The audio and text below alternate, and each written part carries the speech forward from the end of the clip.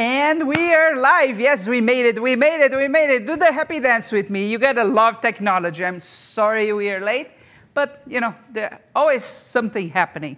But we are here now, and that's what really matters. And you are watching Creativity in Focus, a live video podcast where we highlight an artist and its art every single week. And today I have an amazing guest for you. But before we dive into the topic, a few announcements, okay? This is live for a reason. I want it to be interactive. So we really appreciate when you send questions or your comments to the artist. You have basically one way of doing that. Wherever you're watching, there is a chat box, either beside the video, below the video, or a comment box, for example, if you're watching on Facebook. That's the best place for you to leave your interactions and questions, and I'll be monitoring here, and I will ask to my guest. The other very cool thing is that you have the ability to share and get the word out about this podcast. We really appreciate if you do. The best way to do that is just share whatever you're watching in your favorite social media platform. And you can also open the video when you click the video and see it big, and you can give some hearts and likes and things like that, because that does impact how platforms like Facebook show the video. So do that right now. I'm going to do the same. You know what? I'm going to share this with one of the other pages that we have here, so more people can get to know, right? Because the more people, the more the artists get highlighted, their names get around, and it's all fun. Cool. Just did that. Hope you did that too. My guest today is Becky Smith. And she's a model maker, and she is in England, correct?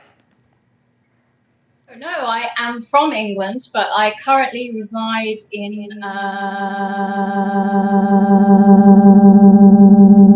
Quebec. Oh, Quebec. So I'm in the French-speaking part.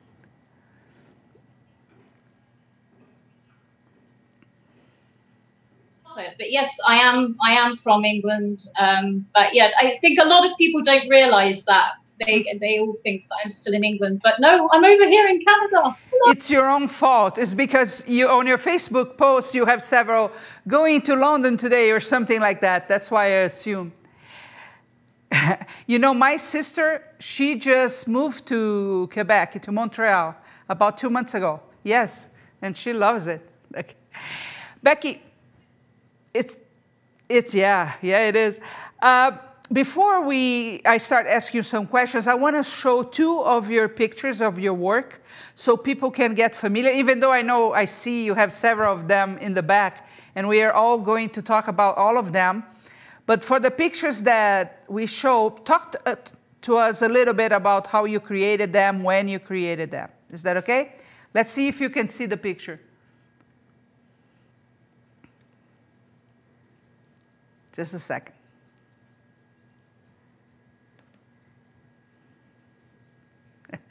Almost there.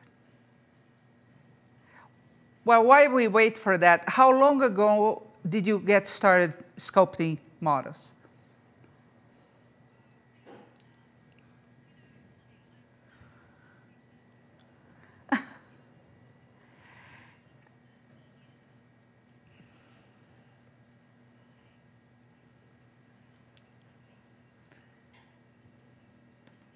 Uh-huh.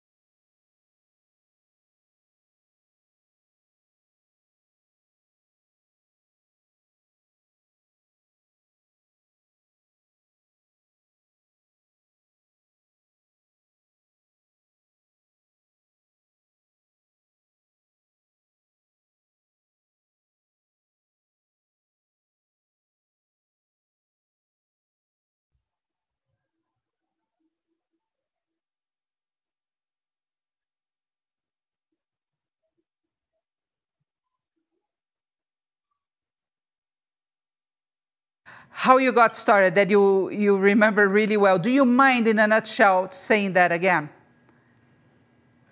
Oh, no, that's okay. It was when I was about 13 years old, and we had a show in, it was an adaptation of The Wind in the Willows.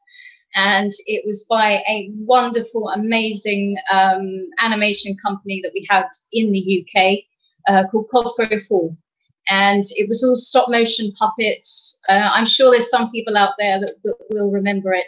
If you are from England, you will know that David Jason, who's a very famous actor in our country, did the voice for Mr. Toad, and I completely fell in love. And from that moment on, my parents bought me plasticine, blocks of plasticine, and I would just sit there playing with it because I just thought it was such a magical, wonderful thing, and I wanted to start creating my own things, and that's really how I got the bug from there. And I remember it vividly. I remember it, and driving my mum mad because I would just leave bits of plasticine everywhere I went. She always knew when Becky had been in the room, there was plasticine.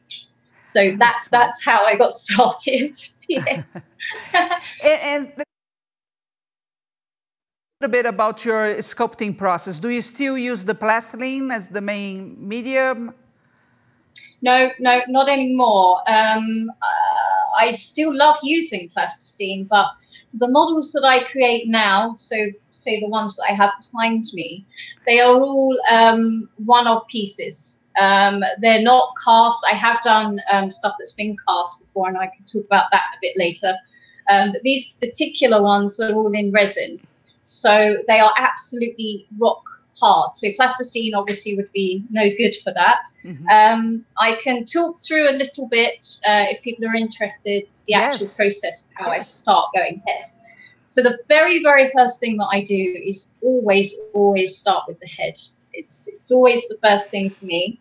And here we go. I've got this here is chicken wire. So this is standard chicken wire that you would get from any hardware store. And you just sort of fashion, just a basic shape, spherical head, basic shape. You might get a few sort of cut fingers and stuff that I always do. Can't do that. Then from that, I always coat everything in masking tape, standard masking tape, wrap the whole thing. Then I go from that to this. This one I made earlier. To this. Mm-hmm. Now this is actually car body fiberglass. It's fantastic. It dries really very, very solid, and it's got such a good surface that the actual material I use adheres to it really well. Mm-hmm. And it's a great hard shape to sculpt on, so it makes a fantastic armature. And then from that, I will start actually making the character. I will start sculpting the head. I've said this lots and lots of people, and I don't know if other sculptors have the same thing, but it starts to come to life once I start sculpting the head. The character will start almost talking to you in some ways and telling you about themselves. And from that, once I've actually done the head, by the time I finish that process, I can start working on the body, because I suddenly have a very, very clear idea about the character that he is. And this kind of, very much dictates the stance of him, what kind of personality you're giving across. So that's the process that I always go through. Head first. I sit and talk to the head, which may sound slightly odd, but, there we go. And then from that, the character will start to form for me. So that's really the process that I go through. That's very cool. And on average, how big are your sculptures? Do you have a size that you prefer? Yes, I do. I started off making ones like this size, so very dinky, tiny ones. Oh, it is? Which I love doing, and they're fantastic. But the size that you see behind you, this is the size that I like working with. So this is probably the rats just at the front here. that kind of size is the size that I like to work with. I find that I can get such great detail in them, and yeah, that's my perfect size. You may well know that I make bigger ones as well, larger ones. They sometimes can be too big because I'm a very small person. I'm not very big, so trying to sort of maneuver these figures. The one I'm working on at the moment is actually a little taller than me, and he's okay when he's all in bits, but once you put them together, they're quite bulky. So that kind of size is a lot more manageable. We have here Beverly Oliver. She's saying hi from your friend from Edmonton, Canada. And hi, Beverly. Yeah. And Nango is saying, I just got in, so I might have missed, but your characters come right from my characters come right from my head. How do you think your characters? Exactly the same, Beverly. Exactly the same.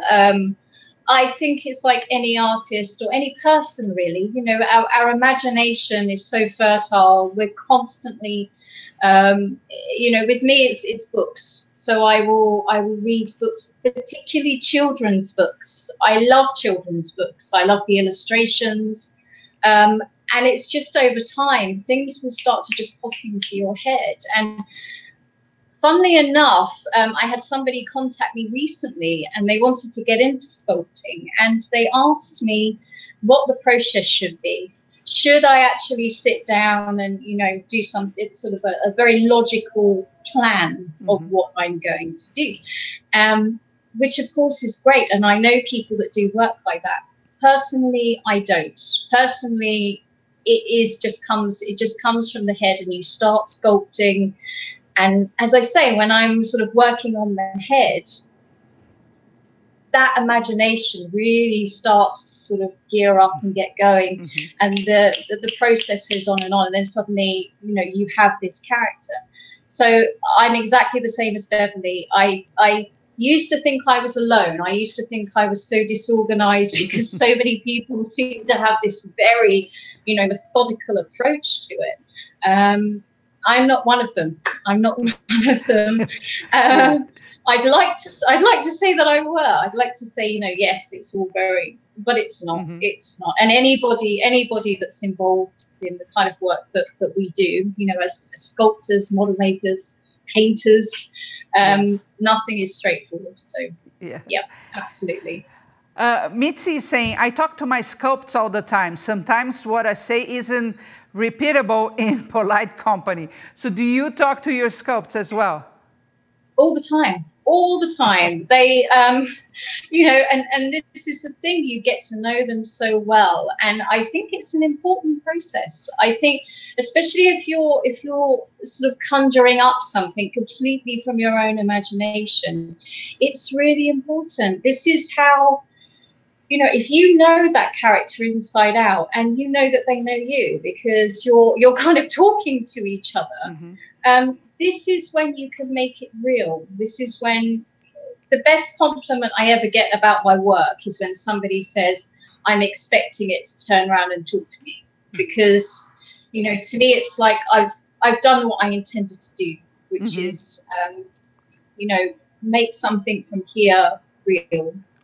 And, you know, so I think it's very important to talk to your sculptors. I'm all for that, talking to your sculptures, talking to your work. So good for you. I'm exactly the same. Jerry Shifley is saying, cool, I'm watching. And I know you belong to their amazing forum as well. Becky, talk to us a little bit about the characters you have behind you. Okay, the characters I have behind me here, which you can probably see. The first one here at the front, which people may have seen because I think it was the photograph you used. Okay, this one is Ratius. Ratius is a mobile librarian. So he's medieval, obviously. A lot of my work does seem to be sort of along that medieval. Yes. I love the costumes. I just love that dark dark side. And I think the medieval, it really lends itself very well to that kind of slightly dark, creepy, which I like. So Ratius here is a mobile librarian. He takes to the cobbled streets. You obviously can't see it. I can turn him around in a second, but he has got a bookcase strapped to his back. So he takes all of these books and he goes out onto the streets and he lends these books out to people because he's a massive fan of literature. He's a very, very quiet rat, so he likes to read a lot. And he just wants to spread the good word about literature. So this is what he does. I don't know if you could see, but he's a big fan of jam sandwiches. Yes. Or jelly sandwiches if you're in United States. And that keeps him happy. So as long as he's got a jam sandwich, he's got a long tassel at the back with a bell. So if you want a book and he's got his back turned, you can ring the bell and he'll come and serve you with all of his books on his How tall is he? Ratius is, I think he's about 40 inches tall, maybe something like that. So no, he's not 40 inches tall. I think he's about 25 inches. Sorry, I'm getting confused with another one. So he's about 25 inches. And before you talk about the next character, Becky's guest 585 is asking, what are your favorite tools when you sculpt? Favorite tools? Now this is a very, very interesting question. And I was having this discussion, funnily enough, with a wonderful friend of mine who is also on the Shiflet Brothers Sculpting Forum. And we were having a conversation because, again, it was, everybody has these wonderful tools that they use, which are fantastic. But for me, I use the only wire tool that I own is this one here. You see that?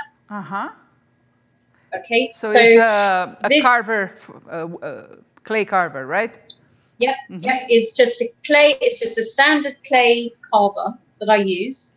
The other thing that I use all the time is a paintbrush, and that is to just keep everything smooth. This is something I get asked this question a lot from people who are interested in what I do. How do you get the material smooth? And the best way to do that is water and a paintbrush. So keep everything smooth. You can also use Vaseline, which is excellent. I actually heard someone once, it sounds awful, but they actually told me that they used their own saliva a lot. So that's not my preferred method, I have to admit. Slobbering all over my work is not really something that interests me. So, it's your choice. If you do decide to do that, I wouldn't advertise it, but there we go. So yes, they're the tools those are the tools that I use the most. And obviously my hands. My hands, that's going to be the most valuable tool that you have, undoubtedly. So I would say that. I know lots and lots of people, they have a fantastic tool collection. And I think it depends on what kind of sculpting you're doing. I know fantastic doll artists, and the stuff that they create just is phenomenal, and it's such precise, wonderful work that I think they would probably need more than these two items. But for me personally, that's what I tend to use the most. It's my hands mostly. For little bits, it's that for the carving. For the carving, yep, absolutely. And then a paintbrush. I also use, lots of things around the house.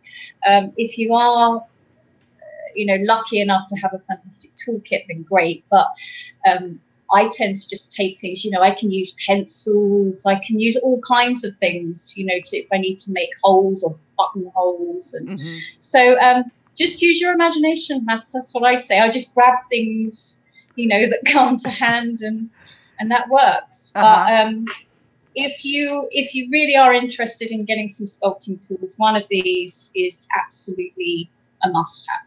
It's a fantastic tool to have. Summer Summer Loves Disney is asking, is the entire sculpture made with the auto compound, or do you use something else over it? The whole sculpture, no, it's just I'll get into what I actually use. I've got some samples here. So I went from, once I've used the fiberglass, I then use this, which, if you're a sculptor, you will know exactly what this is. This is the 2-part resin putty. And you're laughing because I'm guessing you know what this is too. It's lovely sticky stuff. And once you mix that together, you have a couple of hours working time, and then it goes like this. So it like rock. And then that's it. I might use a kind of sanding sponge, which I've only just discovered these. Would you believe? I was completely new to the sanding sponge. I love them. But it's fantastic because you can sand it, and then after that, I just paint them. I use acrylic paints, and I paint them all by hand with acrylic paints. And then that's it. That's it. So they're not designed to kind of be outside. I've had people ask that before. It would be completely different paints that I would need to use. Okay. Let's talk about one of those characters out there. So we met the librarian. Who else do we have there? Okay. Well, in the far corner here, this sort of lowly-looking rabbit over here. This is Gilbert the rabbit. Now, Gilbert is he wears his heart on his sleeve. He is a very, very broken-hearted bunny rabbit. You know, he was scorned once by the love of his life. He's never got over it. So now he spends his time writing poetry, which he actually sells to people. So again, he'll go out to the streets. And sell his poetry to people that need it. So if somebody's trying to woo someone, Gilbert has a poem for you, so that's going to help you win the love of your life. So that's what he does. So he's a very, very lovely but quite a sad character. He wants to make sure that everybody gets the love that he always feel he missed out on. So that's his lot in life, and we love him for it. So yes, that's Gilbert. But again, as you can see, he's kind of got that kind of medieval feel about him. He was a fantastic one to sculpt. I really enjoyed making him a lot, because I think I've always been fascinated by the kind of sad, like I said, the very dark and sad elements. Yeah, I think that makes you great characters. To that sadness, I see the medieval age also as an age with not too many answers, right? But what really attracts you to that time? I think the look of it, and I will let you into it to how I came about it. It was actually by a wonderful artist, which everybody's heard of, and that's Brian Froud. Brian Froud, it was such an inspiration for me. I have a book here, which I brought into the workroom just for you. This book here, Master Slickup's Cloak. Now, this book is a bit battered, and my dad bought this for me back in 1979, so I was two, and the illustrations are all by Brian Froud, and it's about the Black Death. It's about the Black Death, as we can see there. Yeah. But the illustrations just captured me. It captured me, and from then on, I started to. It just had this real dark beauty about it, and I think we're very lucky in Europe because we can go to these medieval towns. We can go to places like Bruges. Bruges is just a wonder. It's a wonder. for that kind of architecture. You could feel it, and there's a romance about it as well. It has all the elements that just appeal to me, and at the same time there's that real dark, everything that used to go on during the Dark Ages, the horrors that used to go on.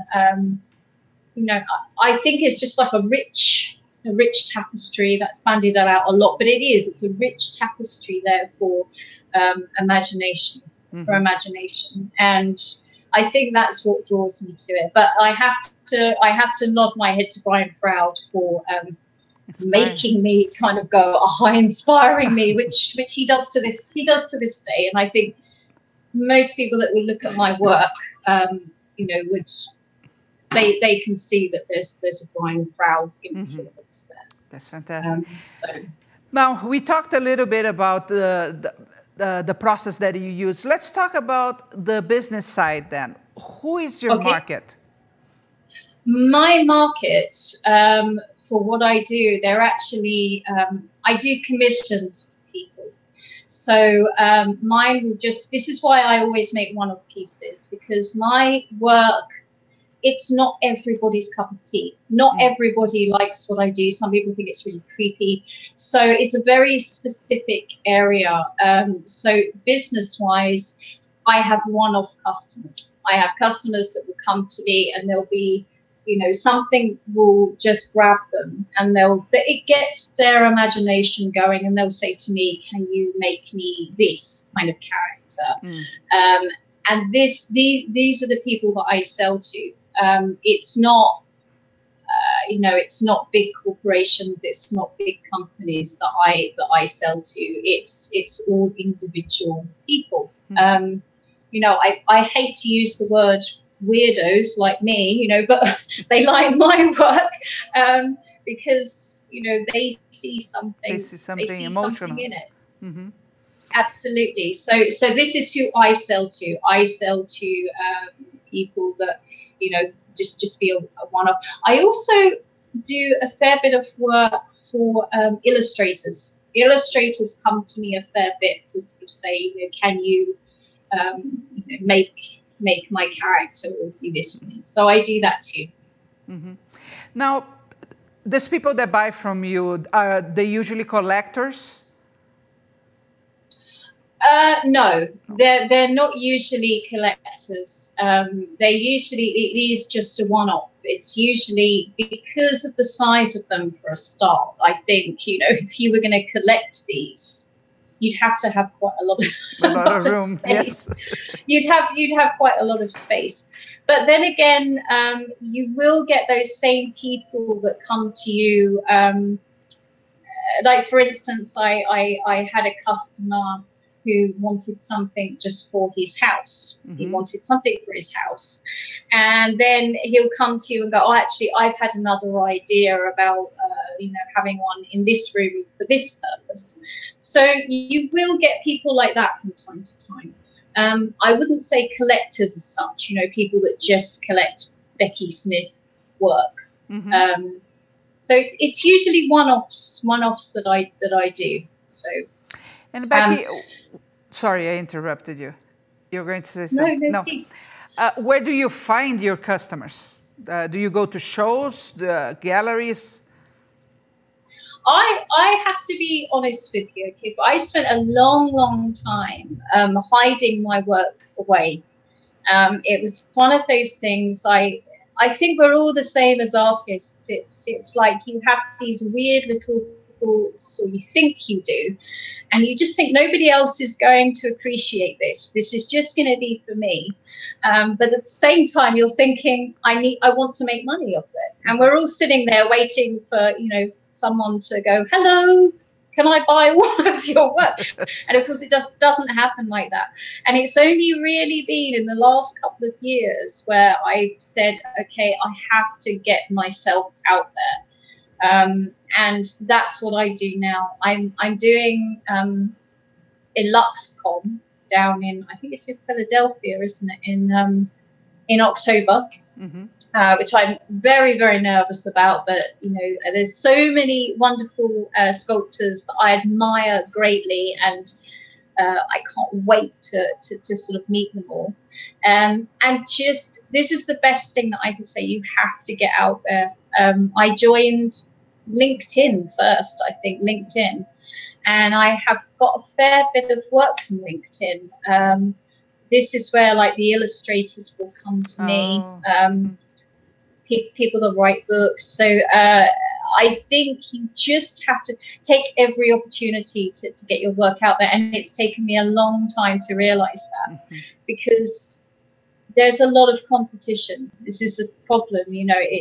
There's a lot of fantastic sculptors as well, very, very good sculptors. So you kind of have to sell what you have. And if you're just sat there in your bedroom, you know, making these things, nobody's going to see them. So that was how I did it. It was just, you know, and I'm still not, you know, I'm not generating as much as I would like to. So I'm still in the process of just biting the bullet and saying, okay, I have to do this show, I have to do this. And you really have to just immerse yourself in it. And from that, I've started to see a payback from it. I think as well, you know, we do tend to think that, as I say, nobody's going to like what we do. But if you like it, if you see something there, someone else will. Someone else will see it. And that's all it takes. It takes a few people to see what you do, and they're going to love it as much as you do. So, awesome. You know, absolutely. You mentioned that there are many sculptors, but the way I see is that we each have a different voice and a way to express that.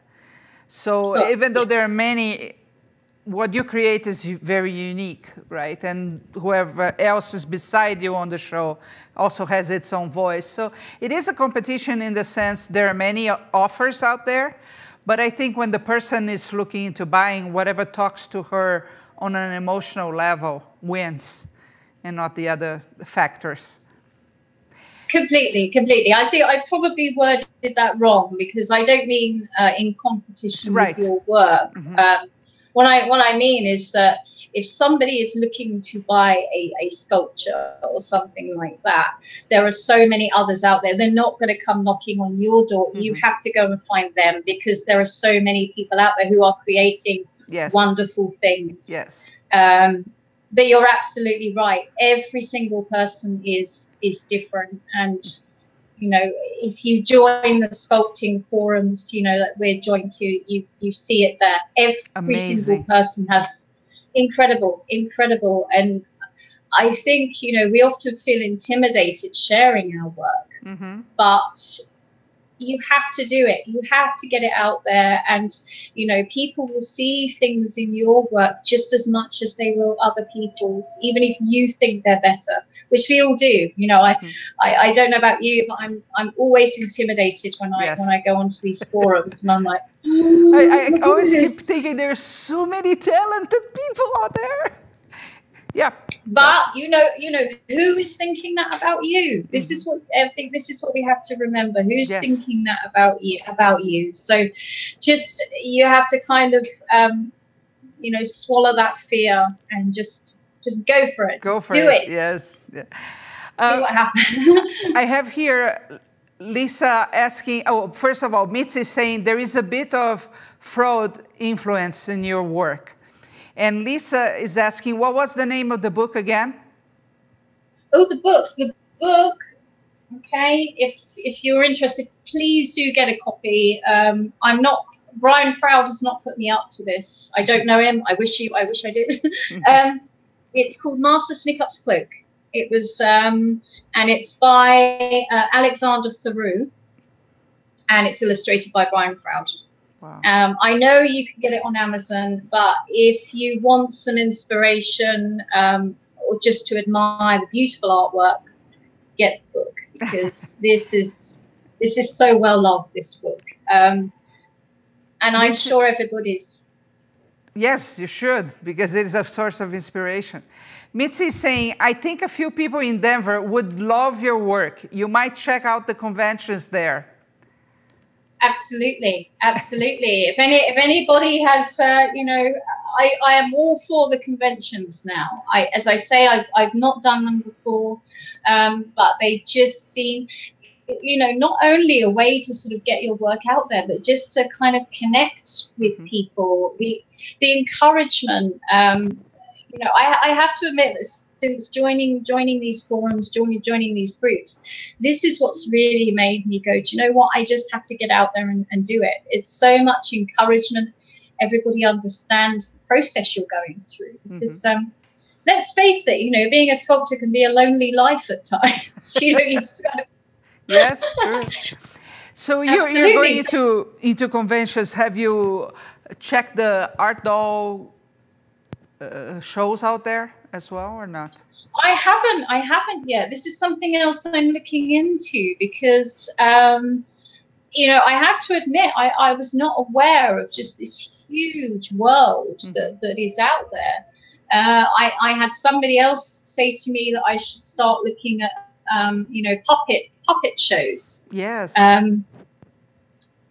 You know, in Europe, obviously, you know, puppetry is a really still a big thing. Still a big thing. It's obviously diminished a lot over the years, but there's a lot of tradition with puppets, and I often get asked, you know, would you make them into, you know, puppets that you can move, and you know, and again, you know, this is something that's very, very interesting. So yeah, I know there's a big world out there to actually explore. So I'm very excited. I'm very excited to. So yes.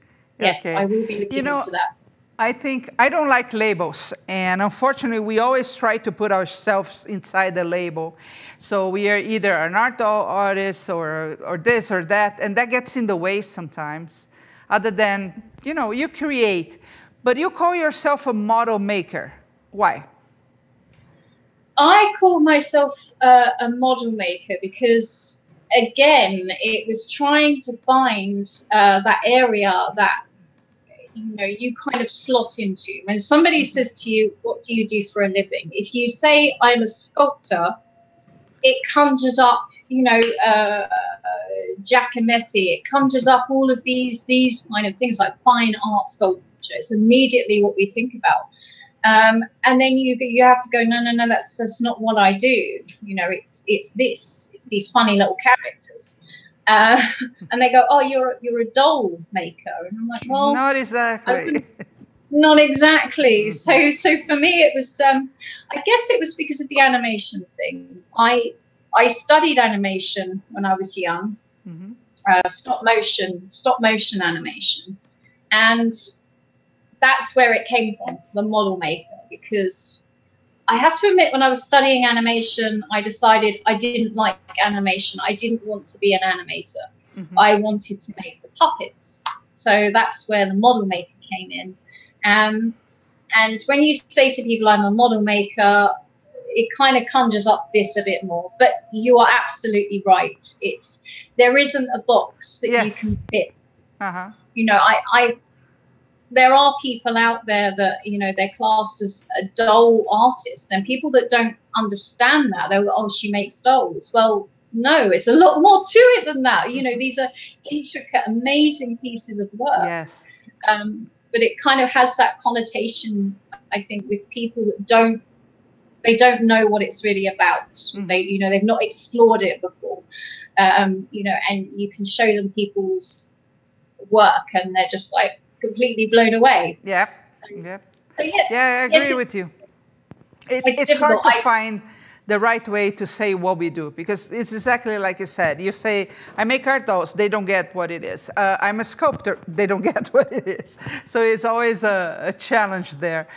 I have here guest 912 saying, love your work. You should check the Quillen show in Philadelphia, May 2 to 4, 2019. So that's, for example, is an art doll show, very popular one.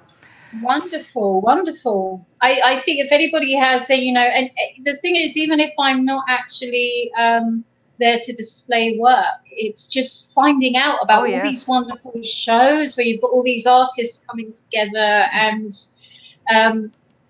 this is what keeps the imagination going. It keeps, your mind fertile, mixing with people and seeing what other people do. So yes, anybody has any suggestions of shows, now you all know that I'm in North America. I'm not in Little England anymore. Yeah, that changes everything. It changes everything. How long do you typically take to complete a sculpture? I knew this question was going to come up, and the answer to that, which you all know, is it all varies. It all varies. I've got one that I'm working on at the moment, and he has taken about 6 months so far to make.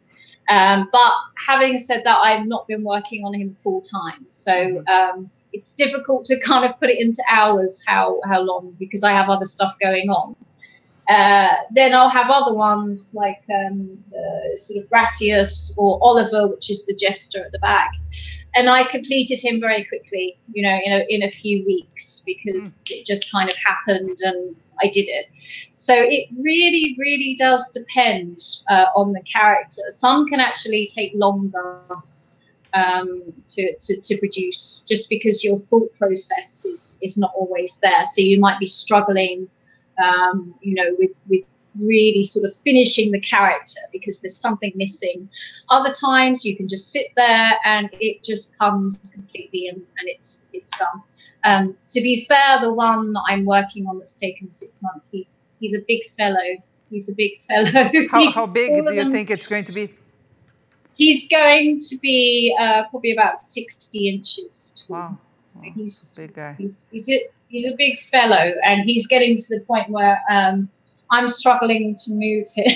So, because this is the other thing with the material, I keep everything as hollow as possible. Very, very important, because otherwise they can just weigh a ton. They can weigh a ton. I mean, all of them you can pick up and move. And this is something that's very important if you're thinking about making something this size and you want to actually sell it. You need to be able to move it. So don't make it where you can't. It's stuck to the ground. So Bree is asking, how long have you been sculpting?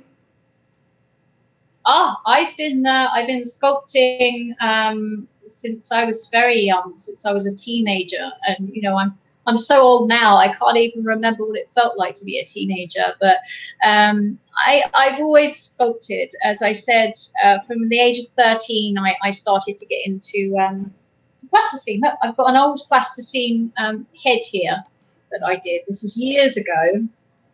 And he's, all the plasticine is kind of, so this was the kind of size that I used to do. And I used to make these funny little people.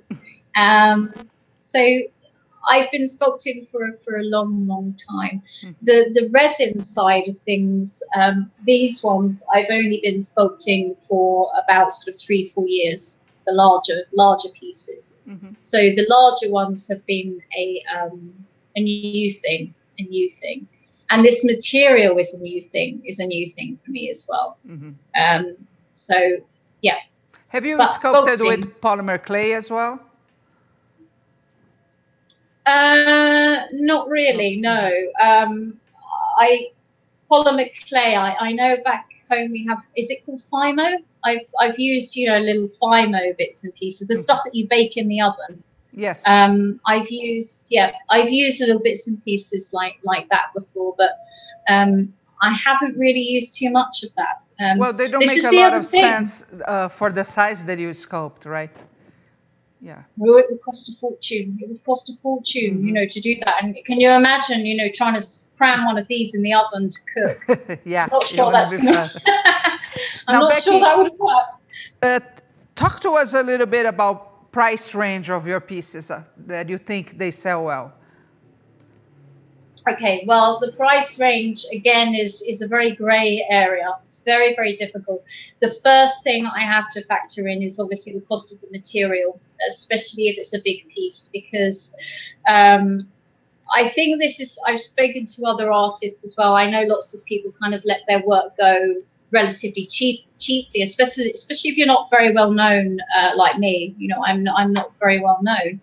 So you really have to be careful, because you can say, okay, well, I want to make a big profit from this, but the cost of the material is so much that you're just going to, you know, price yourself out of the market, really. So it's very, very tricky. I have some models. If it's a commission piece, that's fantastic, because I can say to them, okay, this is the cost of the material it's going to be, first and foremost. Then on top of that, I can sort of say, okay, well, this is how much I think this is going to be worth. And it can always vary. The other thing I will say, and I'm not sure if people agree with this, it really does depend on your customer as well. If you get somebody that wants something very, very quick, for instance, that's going to put the price up as well, because everything else has to stop. So these are things you really, really do have to factor in. The big piece that I'm working on at the moment, he has taken sort of 6 gallons of this material to make. Okay, it's a lot. It's a lot. And, you know, to get 2 gallons, it's expensive stuff. It's expensive stuff. So that's the first thing that I think about. But it's difficult, because you can say, okay, well, I've worked on this for 6 months, so therefore it's going to be this much money. You know, you think about a normal wage on top of everything else. But I don't know if other artists feel this way, but it's very, very rare that I will make a huge profit from what I do. Because I know that if I was to say, okay, I've got 6 gallons of this material I've used, plus the time that I've taken, because the other thing is as well, it's the time frame makes a big difference. You know, it's not the customer's fault that I've taken that long to produce something. So I'm not going to charge them for that. That's down to me. So my way of doing it is I will often say to the customer, what's your budget?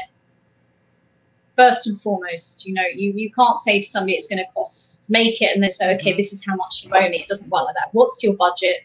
And then from that, you take out the material first and foremost. Then I would say to myself, okay, can I actually make a profit from what's left of that? And that's the way you do it. You kind of squeeze everything into their budget. So it's very, very difficult to say, you know, it's this much money. That's it. Because and the cost of the material is crucial. And Meets actually is saying, my brain just melted trying to calculate the cost of that much polymer clay if you were doing the figure in polymer clay. Yeah, because you know, this is the stuff here. So that there is like a gallon. A gallon of the epoxy. Yep. Yeah. It's a gallon of this stuff. And, you know, for that I would, you know, you sort of pay like $150 for it. So it's difficult, because I think some people would look at the work and they go, oh, you know, that's going to cost loads of money because of the size of it. But then other people, it's like, well, actually, you know, it's going to be like $1,500, or it's going to be something like that. And they're very, very shocked by it. They're, oh, I thought it was going to be more than that. So I think this is why it's such a grey area. It's a difficult one. As I say, it's much easier if you have a commission, because someone will say to you, this is the first thing I always ask. If somebody wants a model, I will say to them, what's your budget? It's you know, it's the most important thing. And then you work within the constraints of the budget if you think you can feasibly do that. With ones like this, I mean, I've had bits of work before that I've made a loss. You know, I make them, you know, and you just think, not everything sells. So what do? Do you just sit there and go, no, I'm not selling it for anything less than, you know, what I think? Or do I send it out into the world, recoup some of the money back? You know, we live and learn. And I think as sculptors and model makers and painters and all kinds, we all have to do that, unless you're, you know, very, very well known, which unfortunately most of us aren't. So, you know, we have to make. Maybe this podcast can start changing that. One last question about the costuming of your models. Are they the same material, or do you use fabric? Textiles? No, no. I sculpt everything. I Everything don't. with one. Everything is sculpted. I know some fantastic people. They make the most wonderful, intricate clothing. I don't know how they do that because I love sewing. I love sewing. I make bits and pieces for myself, but I'm rubbish at it. I'm absolutely awful. So when you see these fantastic, doll artists, although we said we don't want to use that term, but these wonderful, wonderful things, and they're beautiful. But personally, I sculpt everything. I think for me, that's my work. Everything is sculpted. So if I need books or clothes, I sculpt everything. Okay. Now, I know conventions are in your near future, but what's next for you as an artist? Well, I think I'm hoping that actually when I'm starting to go to these shows, it might open up some other areas for me to go into. So rather than this kind of, medieval stuff, I'm kind of looking at other areas, I think. I also had a interesting conversation with a couple of people that are interested in getting together to do some animatronic work. So again, this is like the puppet thing, and they're very interested in me sculpting some pieces that they can actually cast and turn into animatronic puppets, which I'm very, very excited about.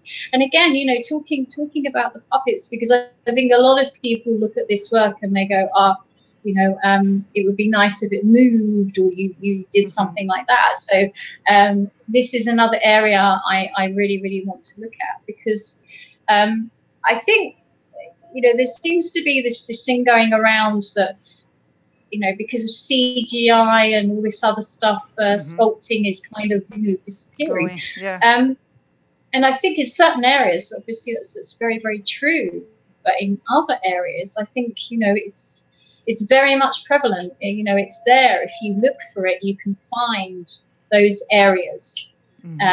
So it's just finding them. And this is like the learning curve that I think I'm going on at the moment. I have people coming to me saying, how about trying this? Or, would you make this for me so I can, make the animatronics? And it's opening up all these doors for different areas. So I'm very excited. The other thing that I really want to do is kind of get more into characters from books. And I very, very much want to do some ballet characters as well. So from the Nutcracker, for instance, the King Rat. I'd love to make one of those. We go to watch the Nutcracker when I go back home to London every year, and there's loads and loads of stuff. But I'm the same as most people out there, but this, for me at the moment, it's going to be getting my work into as many shows as possible, and this is going to be my main focus. Just getting my work out there to see. So Becky, if people want to know more about your creations, where should they go? I do have a website that's under construction at the moment, which I'm very excited about as well. So I've had lots of lovely new pictures and things to do, and I will post a link to that once it's up and running. At the moment, my Becky Smith Model Maker page on Facebook is the best place to see my work. If you want to ask any questions, or you have any opinions about what I do, if you like it, if you don't like it, that's the place to go. So come and say hello there. So yeah, that's the place. But as soon as my website is up and running, I'll post it on that page as well. Fantastic. Any final words for artists, sculptors, art artists, model makers, puppeteers out there? Yes.